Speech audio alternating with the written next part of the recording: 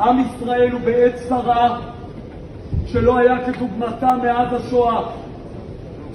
מעולם מאז השואה האמנו שלעולם זוועות לא יחזרו על היהודים. נרצחו נשים וילדים, ומתחילה מלחמת מצווה. 2 מהתלמידים שלי כבר, לי יש 1,000 תלמידים, 2 מתלמידיי כבר קברתי אותם. הבנים שלי שנלחמים ואני שנלחם בוחם. והבני שלי, אני מקצר, ב2 דקות אני מסיים. ב2 דקות. 2 מהתלמידים שלי, אני מכאן הולך לעזה.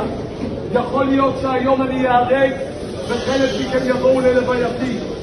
חבר'ה, כרגע יש לנו כבר מעל 1,300 יהודים שנקברים.